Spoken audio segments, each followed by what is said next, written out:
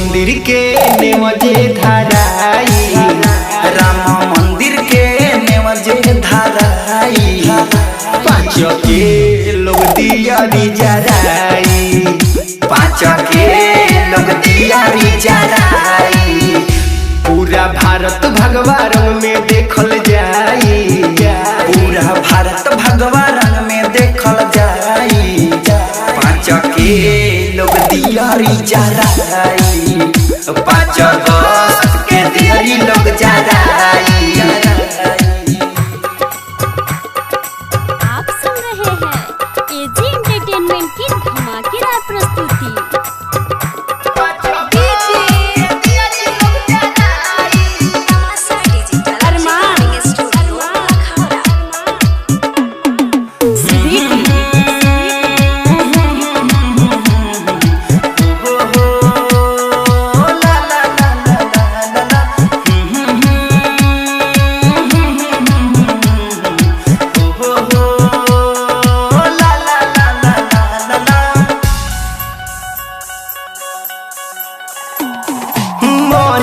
दिवाली पूरा हमारा देशों में सभे नजरिया साधु के भेष में, साधु के भेष में, साधु के भेष में। मानी दिवाली पूरा हमारा देश में सभे नजर आई साधु के भेष में, साधु के भेष। कहीं पूजा कहीं हवन लोग कराई, कहीं पूजा कहीं हवन लोग कराई।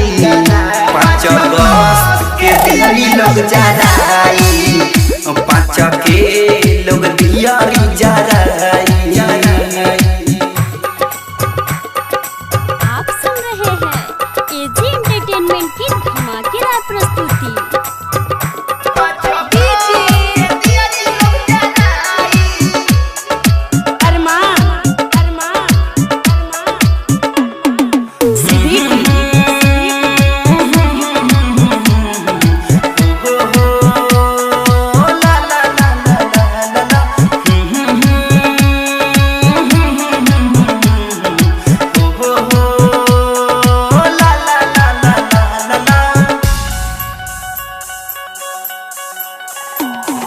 सबका के सपना अब होई साकार हो, साचो में कहता अर्जुन गीतकार हो, अर्जुन गीतकार हो, अर्जुन गीतकार हो। सबका के सपना अब होई साकार हो, साचो में कहता अर्जुन गीतकार हो, अर्जुन गीतकार। खुश हो के कुणाल राकेश गीत गाई, खुश हो के कुणाल राकेश गीत गाई। 5 अगस्त के दियारी लोग जराई, 5 अगस्त के दियारी लोग जराई। पूरा भारत भगवा रंग में देखल जाई, पूरा भारत भगवा रंग में देखल जाई। 5 के लोग दियारी जराई, 5 अगस्त के दियारी लोग जराई। Digital recording studio Lakhaura.